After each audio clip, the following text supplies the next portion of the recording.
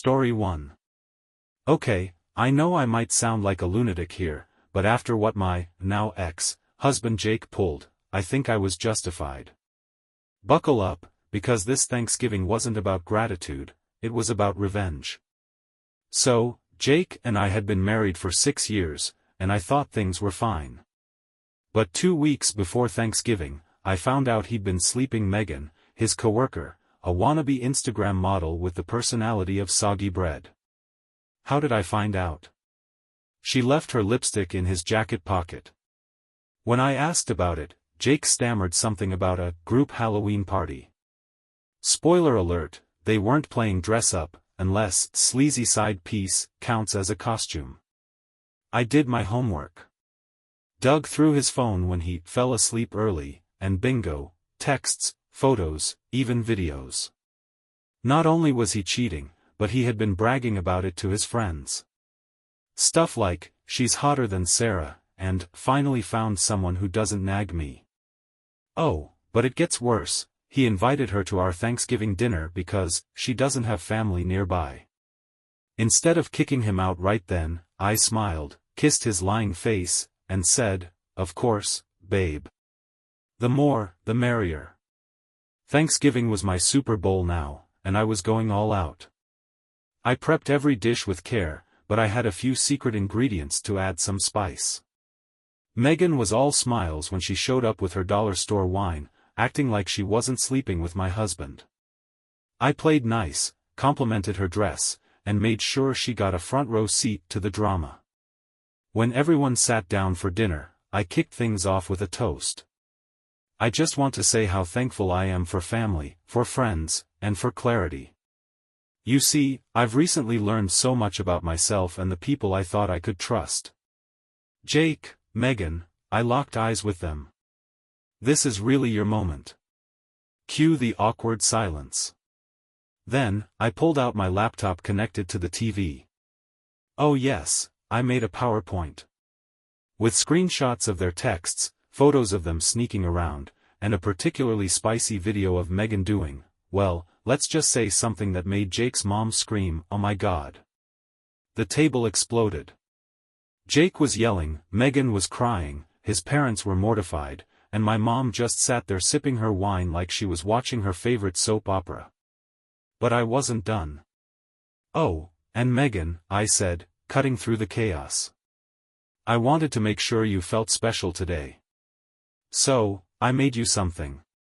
I went to the kitchen and came back with a casserole dish. Everyone watched as I dramatically removed the foil, revealing a pile of raw turkey guts, the kind they pull out before selling.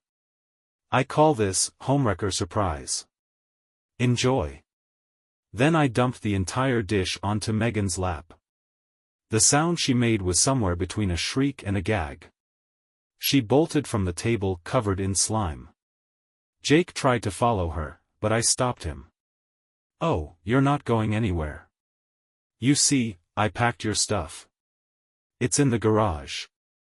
Also, I called your boss and let him know what a great team player you are. Don't worry, he'll be reviewing those videos personally." His face went pale. He didn't even try to argue, just slunk out like the pathetic loser he is. His mom started crying, his dad apologized to me, and my mom raised her glass and said, "Best Thanksgiving ever." Story 2. So, this is a pretty wild situation, and I'm not sure if I'm handling it the right way. I, 35F, have been married to my husband, John, 38M, for 10 years. Over the past few years, I've discovered that he's been cheating on me with multiple women. It's been devastating, but I've felt trapped because I have no income of my own and no way to support myself if I leave him. One day, I had an idea. Instead of confronting him or leaving right away, I decided to turn the situation to my advantage. I started encouraging his affairs, subtly suggesting that he spend more time with these women and even helping him plan dates. I figured if he was going to cheat, I might as well benefit from it. I took it a step further by reaching out to the women he was seeing. I told them that if they wanted to continue their relationship with John, they would need to give me a 50% cut of whatever he spent on them, whether it was money, gifts, or other perks. Surprisingly, they agreed. They were so infatuated with him that they didn't mind sharing the benefits with me. I started asking John for money for various things, shopping, spa days, even vacations. He was so wrapped up in his affairs that he didn't notice how much I was spending. I saved every penny I could, building up a secret fund for myself. After a year of this, I finally had enough money to support myself. I filed for divorce, citing his infidelity as the reason. When he found out, he was furious and accused me of using him. I told him that if he hadn't cheated, none of this would have happened.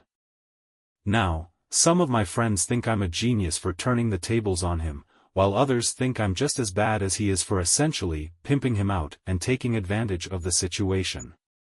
I don't feel guilty because I did what I had to do to survive and secure my future. Story 3. I remember this so vividly, it was so scary. I was a nanny a few years ago for 3 little girls, 1, 4, and 6 years old. After school, we went to the playground up the hill. There were a few parents and little children there. I kept an eye on the elder girls as I was with the baby on the baby swing. Parents and their kids left until a boy around 3 was left playing with the girls under my care. I noticed his dad sitting on the picnic chair on his phone. I was a bit peeved that I seemed to now be watching over 4 kids and not 3. The boy then slowly came over to me and kind of clung himself to me.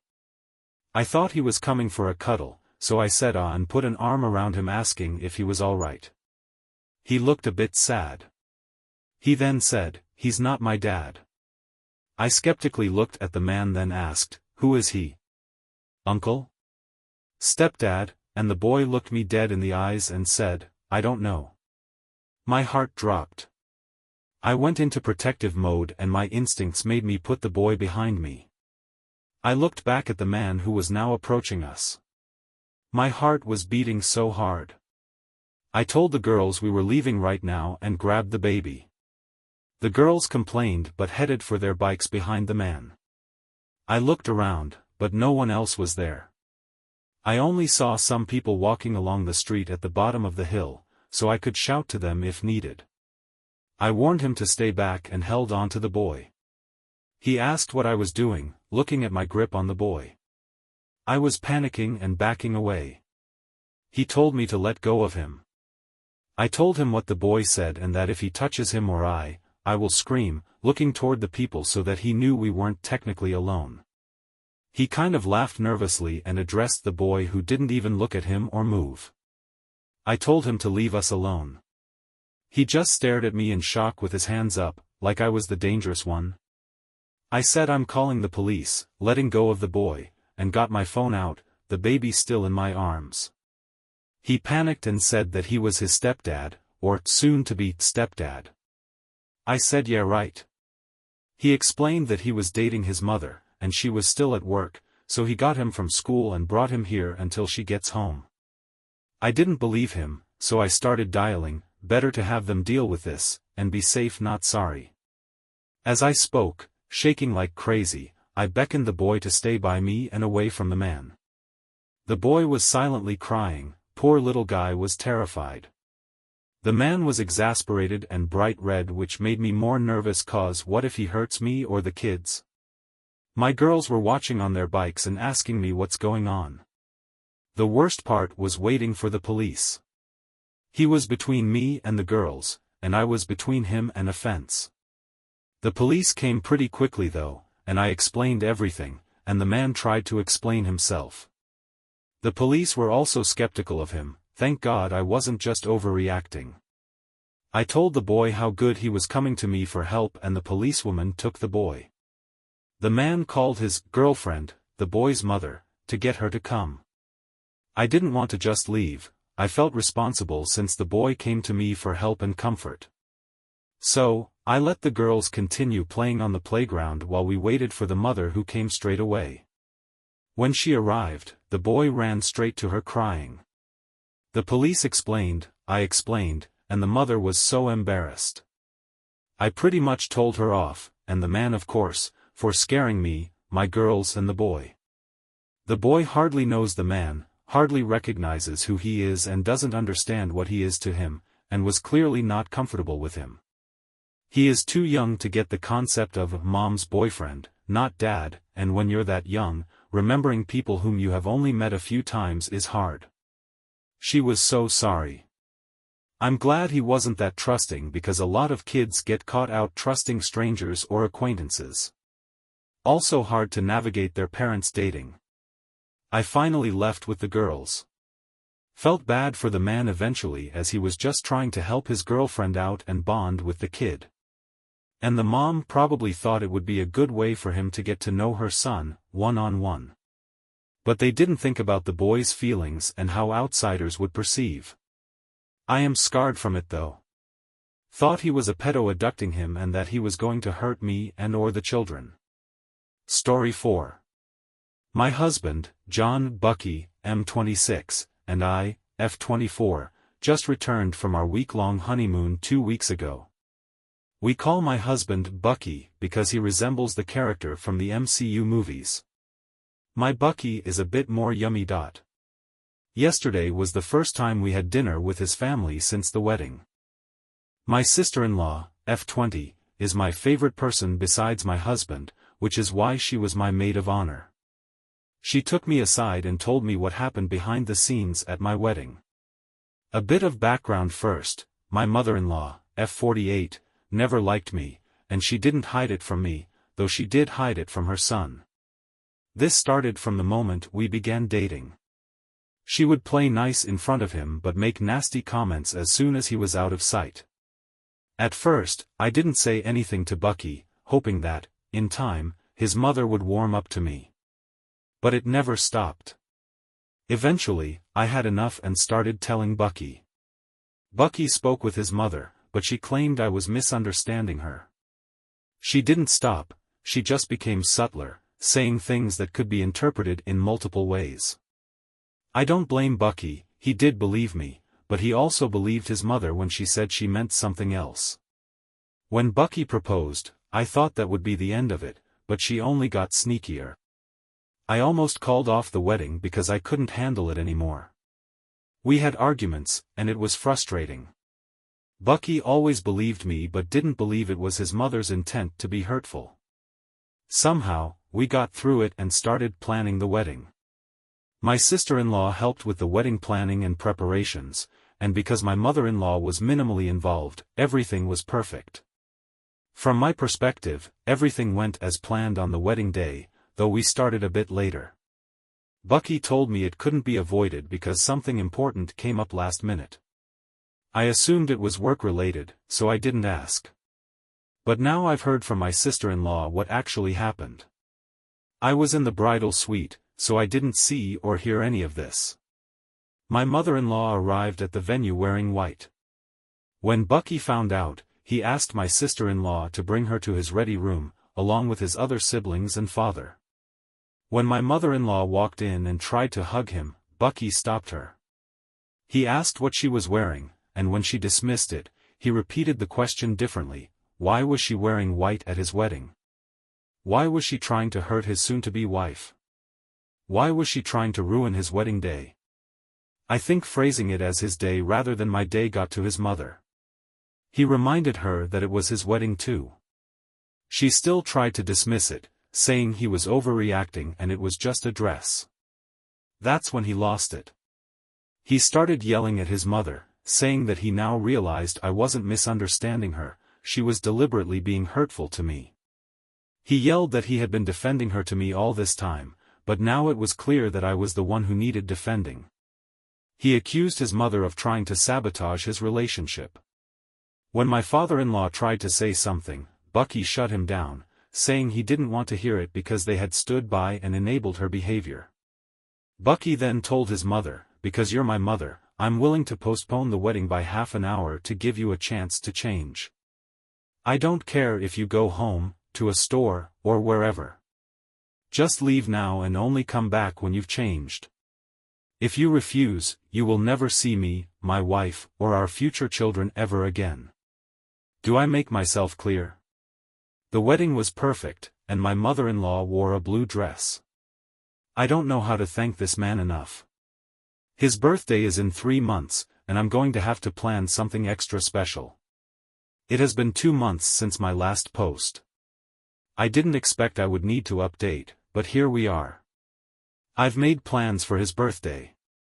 We're going to Las Vegas that weekend, and I've already made reservations at Gordon Ramsay's Hell's Kitchen. He knows I've made plans for us that weekend, but he doesn't know what they are. Now for the update. We are going no contact with his mother and low contact with his father. Sharon, my sister-in-law, has moved out.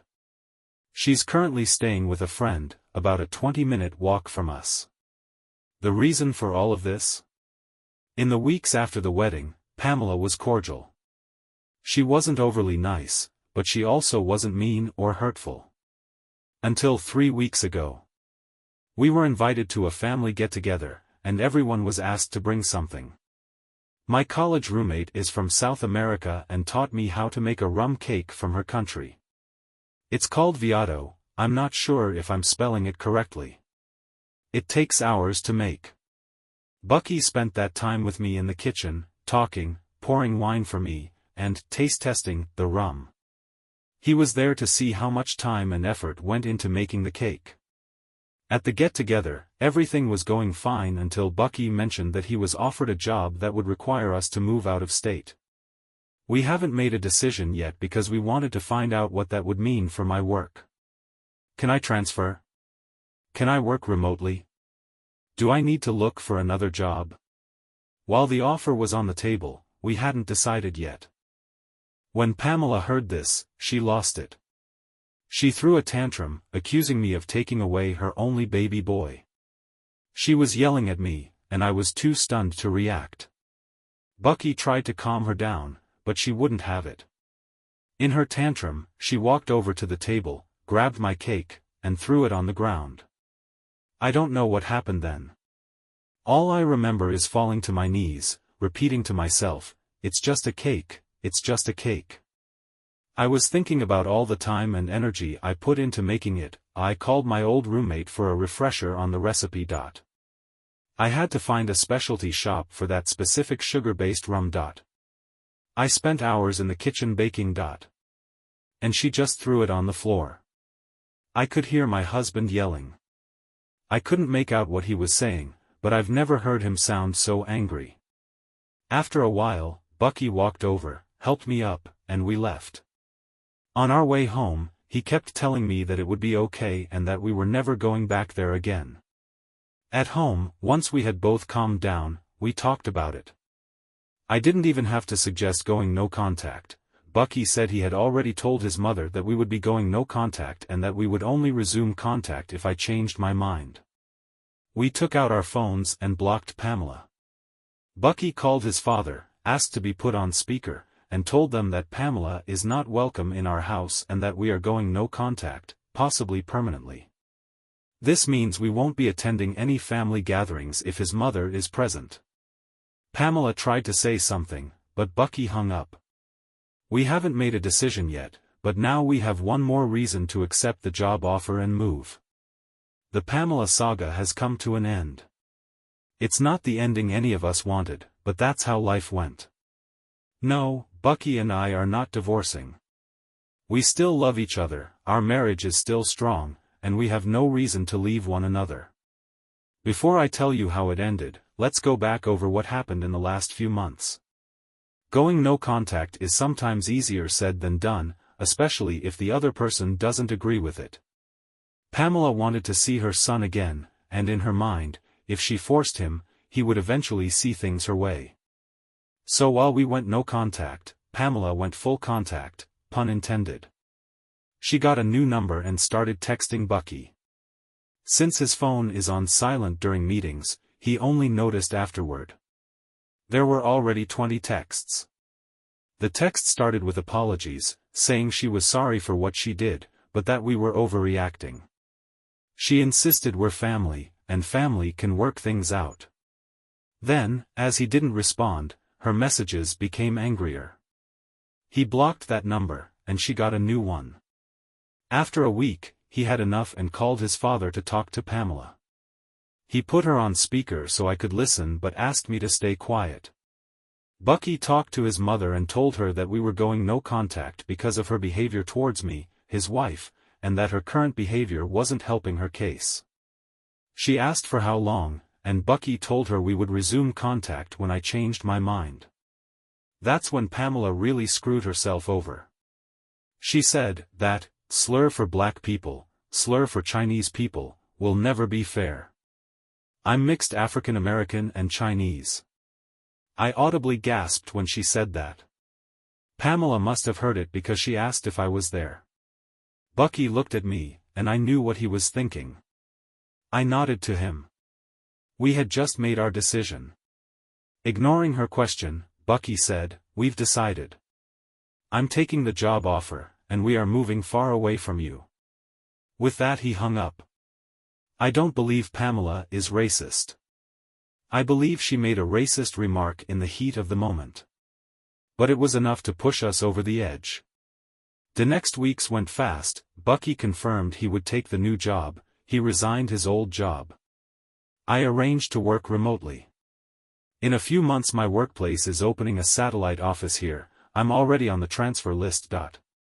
In a month's time we moved to our new city. The next 2 months we did not hear anything from Pamela. 2 weeks ago, we got a phone call from my father-in-law. Pamela was involved in a fatal car accident. The investigation is still ongoing, so all we know is that she was on the highway and there was a multiple car pileup. There were multiple casualties, including Pamela. We just came back from the funeral. Even if we were no contact, this was still Bucky's mother. This is not what any of us wanted. We were still hoping that someday we could reconcile. But life had other plans. P.S. Bucky's birthday was great. He's a foodie, and he was in heaven at Hell's Kitchen. We even saw Gordon Ramsay in the kitchen. We didn't get a chance to speak to him, but just seeing him from a distance was a treat.